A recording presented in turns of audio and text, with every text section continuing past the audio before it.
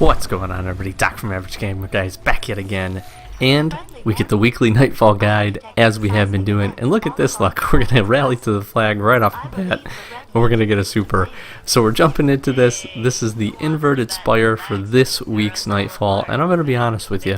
If you guys played through the first inverted Spire, I think it was the first Nightfall that we had. It was definitely the first one we did a guide on.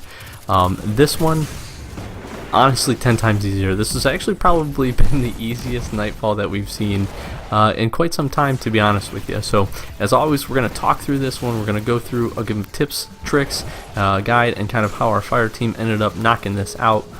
Again, I think probably one of the easier ones that we've seen, as well as talk through what the different changes are throughout this video. As always, if you're new and this is helpful, please make sure to subscribe, throw a like and a comment down below. Let us know that these guys are helpful for you. Definitely enjoy making them, definitely enjoy talking with you guys and the community in the comment section below as well. So yeah, like I said, do all that good stuff for us, definitely helps us out. And as always, if you are watching this, just thanks for spending a few minutes of your day, whatever day you're watching this on with us. And yeah, that goes a long way. So with that being said, we're jumping right into this inverted Spire.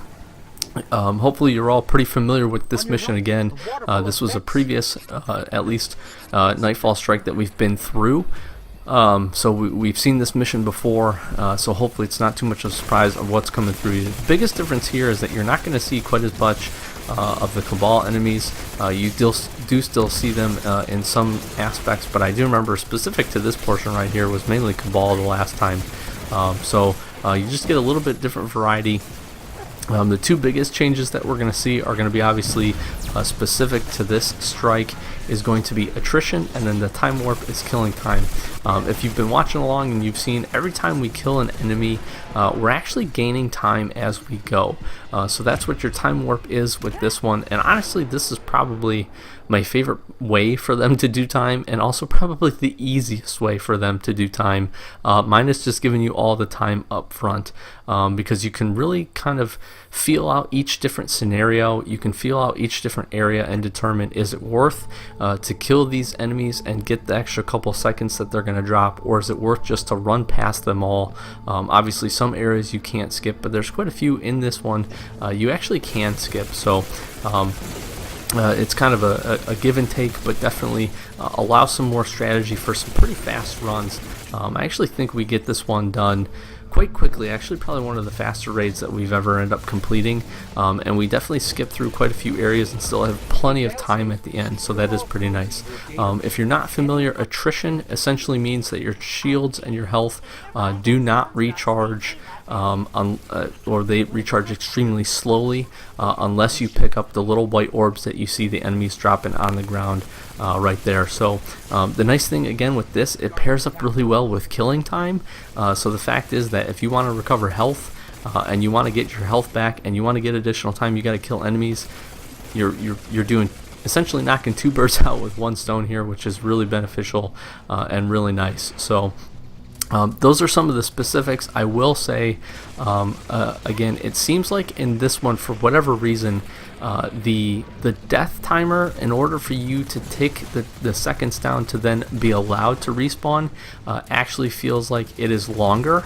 I know typically it's about 7 to 5 seconds, I feel like, with these strikes, at least in the previous ones, where in this one it feels closer to actually about 10 seconds for your teammates to be able to pick you up. So just kind of keep that in mind. Again, here you see me actually kind of moving forward, trying to pick my fire team member up there, and again, it felt like it took some extra time, and I definitely think it did. So just kind of keep that in mind. Again, for here, you're going to see a different kind of setup of enemies. You're not going to get the Cabal fighting with the Vex, so you get some variance there, but I will say it definitely feels like, because they changed up the enemy spawns and they changed who was where, in some instances of the map, it's actually even made that portion really easy, or at least easier. I think the Vex are, in my opinion, the Vex are a lot easier to take down a lot of times than their other enemy counterparts. So just kind of nice to be able to do and get in there and knock this one out. So you see us here actually trying to make the best of both killing enemies while still moving through the area pretty quick. I'm playing on my Hunter, my second character for this, because we actually completed it with my Titan first, and again, because it was so quick, we ended up knocking it out with multiple characters. I will say this is one of those where you can definitely do it with really any character you have. I didn't find any character specifically to be of extreme benefit. I will say though, if you guys are familiar with the boss, and we'll see him here in just a few seconds, that having some ability to do some range damage, especially when you go into the third portion of the fight, is actually really good. But beyond that, all supers are very viable here, I believe, and really there's no specific abilities for any class that I would recommend over another. I do a terrible golden gun here, which makes me a little upset. Definitely did not do as much damage as I would have hoped. But yeah, so the only other thing that I would recommend actually is to actually hang on to your power ammo a little bit.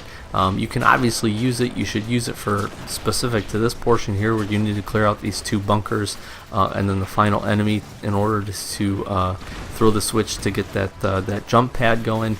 But for the majority, I would say, because you don't see quite as many of the really tough enemies, you don't get nearly as much power ammo drops, and so I would definitely recommend hang on to it.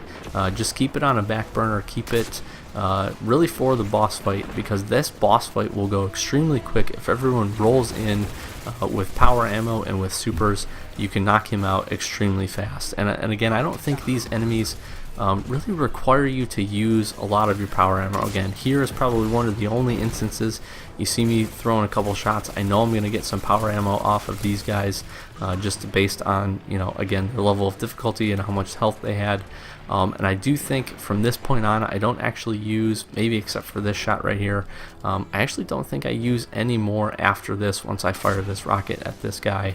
And really just trying to keep it stored up, keep it going, so I can go into the boss fight with plenty. That's pretty contrary to what we normally see, especially with some of the past 2 or 3 raids. I feel like we're using power ammo like crazy to grind through the tougher enemies.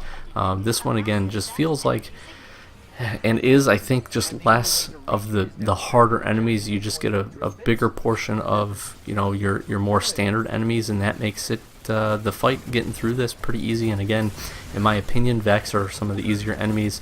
They have some of the easiest weak points to hit, and I just don't feel like they do quite as much damage. So that just might be in my opinion. I'm also a little bit higher light level than the last couple raids too, so that probably plays into it as well. But that's really the tips and the tricks for this one. The rest of the raid, pretty self-explanatory. You kind of just continue to fight through the areas.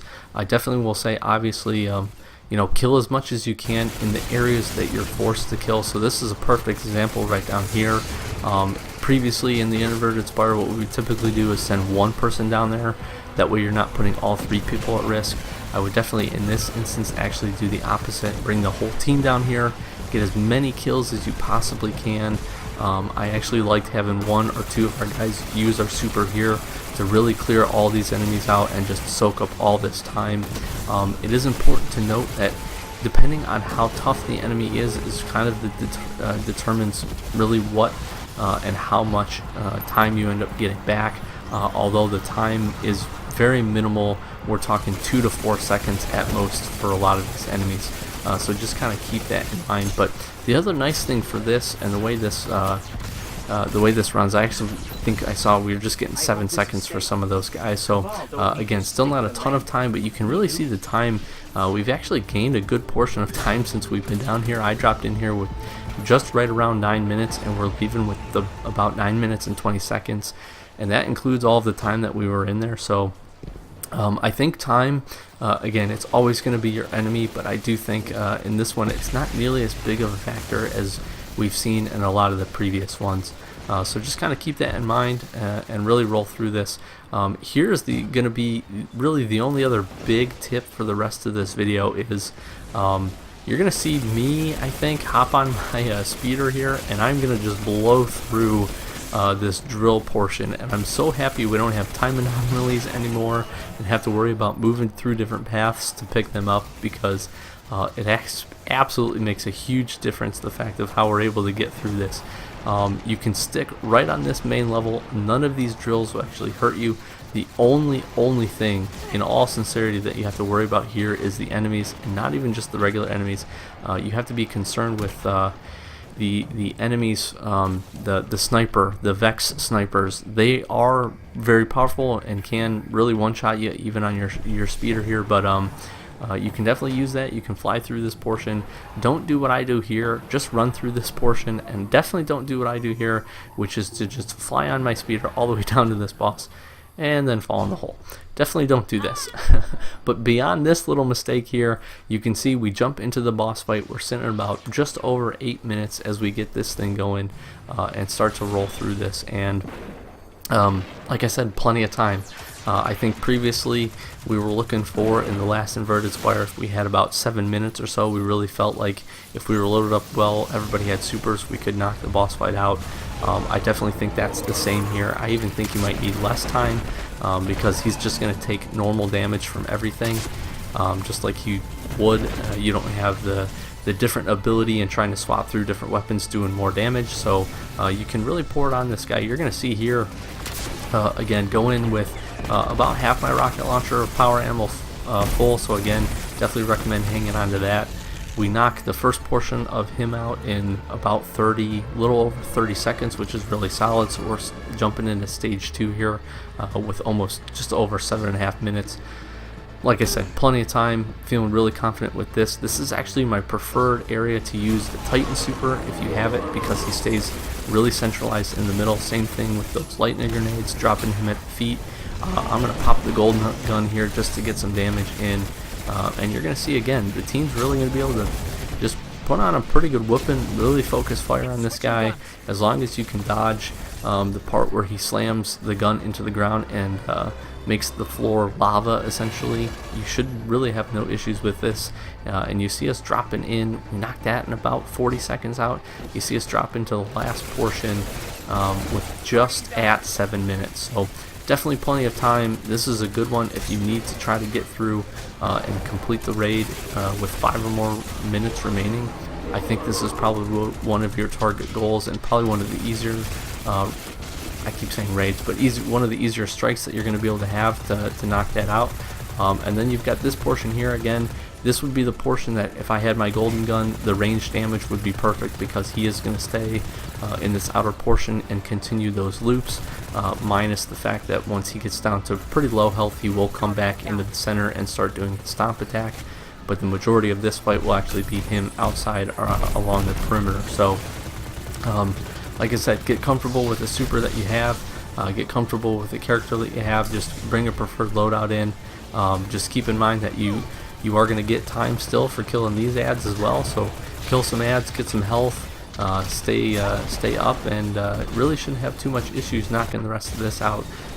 Again, we'll finish with some pretty good time here, and really enjoyed this one. Glad to kind of have a little bit of a break from a really tough strike and get something that's a little bit easier. I think this is also one that's probably pretty good to try and get in and do the prestige version as well, although obviously you do get a pretty significant portion of less time. But I don't think, again, you're going to see us finish here with 6.5 minutes left. I think that's definitely doable.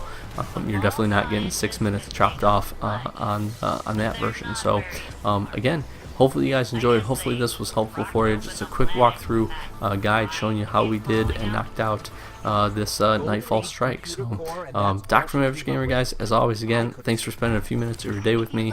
If it was helpful and you haven't already, please do subscribe. Throw a comment down below and let us know how you think the Nightfall strike went for you. And as always, again, Doc from Average Gamer, guys, thanks for watching. Catch you in the next one.